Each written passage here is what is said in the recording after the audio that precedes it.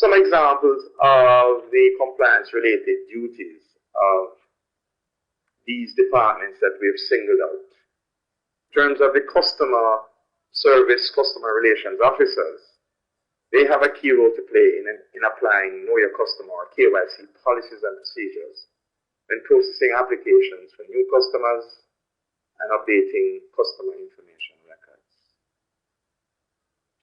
Know Your Customer requirements are a key feature of anti-money laundering and anti-terrorist financing rules, regulations, and laws. Internal audit. Internal audit has a key role to play in examining all critical departments and operations to ensure that internal policies and procedures are being followed, and also for assessing whether those internal policies and procedures remain relevant and are truly effective given the objectives of the organization. Risk management ensures that adopted risk assessment and risk mitigation methodologies are being applied across the business. Legal and corporate secretarial, they ensure that the provisions of the Companies Act and the corporate governance policies adopted by the company are being complied with. Legal also reviews contracts to ensure compliance with applicable laws. The Human Resource Department ensures compliance with labor laws, and a very critical function that the Human Resource Department carries out is ensuring that the right people are recruited, and also make sure that the performance assessment program ties individual employee compliance into the whole system of reinforcing good behaviors.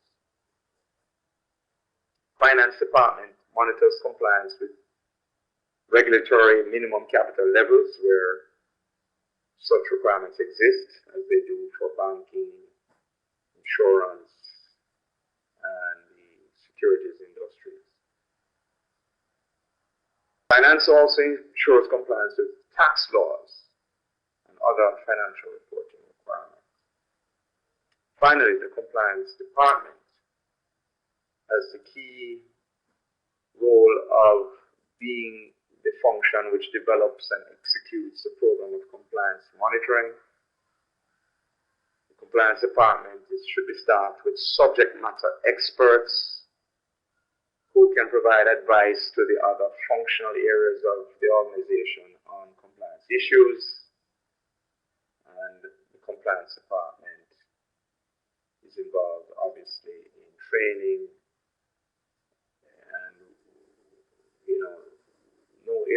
There's no area where this is more important than in the area of anti-money laundering and anti-terrorist financing.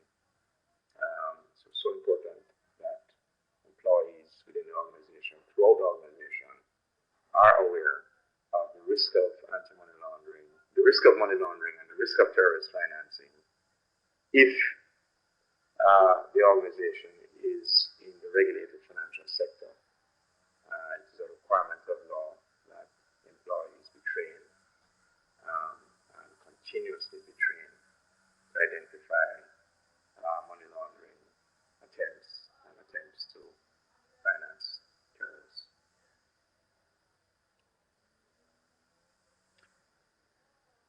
Emerging trends. As we close off the discussion on essentials for effective compliance risk management, just to talk about some emerging trends in the area of compliance. And one is GRC. GRC is an acronym which stands for Governance, Risk Management, and Compliance Management. Corporate governance, risk management, and compliance management are three related areas. And GRC is a new management practice which seeks to integrate the three areas in order to minimize conflicts, in order to avoid gaps, and also to avoid unnecessary overlaps. GRC takes a look at these three very important areas within the context of the organization's objectives, strategic objectives, the people that are deployed within the organization, the processes used by the organization, and technology. Expect to see GRC gaining a more momentum. GRC really emerged after the Sarbanes-Oxley Act, but it's an area, it's an approach to governance, risk management, and compliance, which is gaining momentum. Another emerging trend is the passage in foreign jurisdictions of laws which seek to place obligations on institutions outside of the jurisdiction in which the law is passed. And one example is the Foreign Account Tax Compliance Act, or FATCA. And I encourage you all to do research on FATCA. FATCA is already law in the United States of America. It will come into effect on the 1st of January 2013. FATCA will have a significant impact on financial institutions, foreign financial institutions that do business with U.S. persons. FATCA seeks to penalize foreign financial institutions that do not enter into agreements with the U.S. Treasury and the IRS, the Internal Revenue Service, to provide information about account holders that are U.S. persons. And it's something that the financial sector here in Jamaica is going to have to pay close attention to. Regulations are being drafted for FATCA, and indeed I think the banking industry, the insurance industry, the securities industry need to pay close attention to developments in the United States of America in relation to FATCA. We also have, and this is good news, an explosion in third-party information technology solutions which can assist organizations that have to meet what would otherwise be onerous compliance requirements. And I have named a few of the solutions. There's WorldCheck, which provides solutions that assist financial institutions in conducting due diligence on customers and in transaction monitoring. EastNet does the same thing. Caseware Monitor specializes in transaction monitoring, and BWise is a GRC-based solution.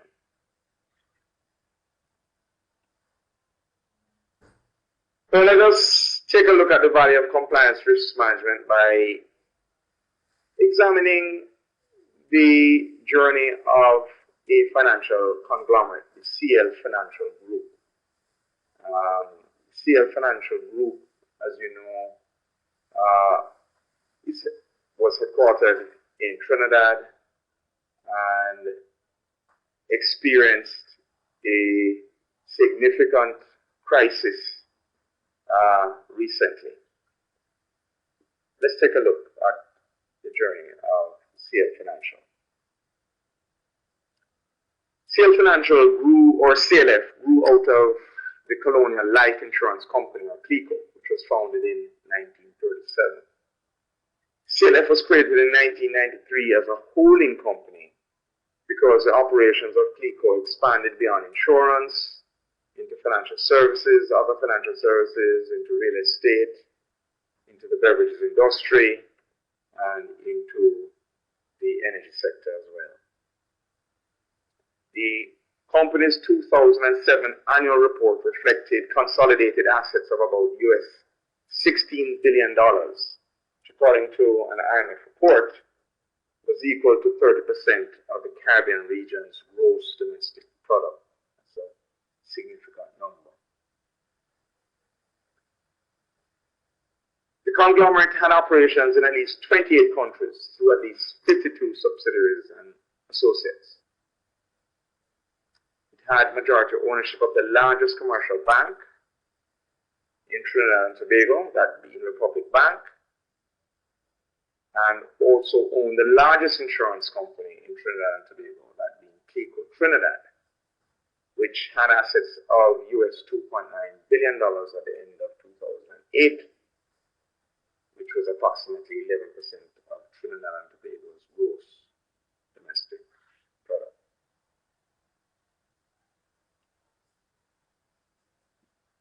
As CLF expanded, a key source of financing for its expansion was the offer of deposit-like annuity products through its insurance subsidiaries, CLICO Trinidad and British American.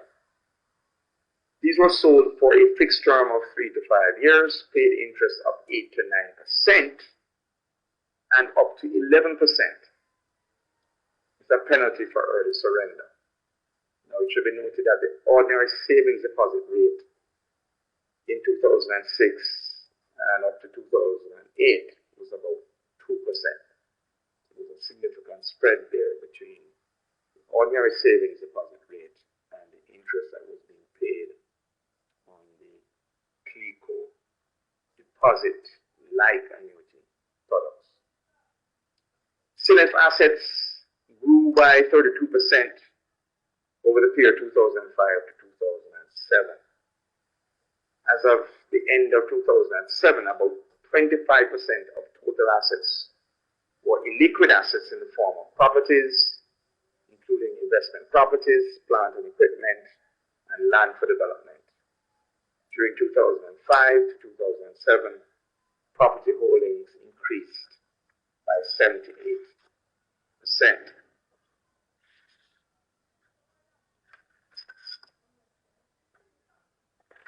Now, let's take a look at the collapse. With the deterioration of global economic conditions in 2008, many of CLF's subsidiaries faced liquidity and solvency pressures. Methanol Holdings, one of the largest methanol producers in the world, and a big contributor of dividends to CF, suffered a collapse in methanol prices. Real estate investments in Florida, held by BICO, which is British American Insurance Company, and the CLICO affiliates turned sour.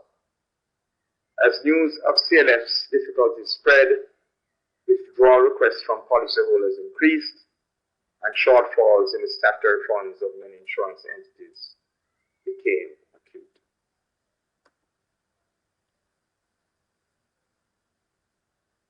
The January 2009 collapse of CLF represented a major financial shock to the Caribbean, and that's no surprise given the fact that they were operating in 28 countries, many of them in the Caribbean. Collapse had spillover effects in all 15 CARICOM states, with the exception of Jamaica and Haiti. The government intervention of CLICO, British American Insurance Trinidad, and CLICO Investment Bank helped to contain the contagion, but the cost of net assets could be as high as Trinidad and Tobago $13.6 billion, which is 10% of GDP. In the IMF paper, which is entitled Trinidad and Tobago Selected Issues, they conclude that the causes of the crisis were rapid growth in illiquid assets through connected exposures financed by comparatively liquid liabilities. So a question for you. Do you think an effective compliance risk management program would have prevented the collapse of the CL financial empire? Look forward to getting your question.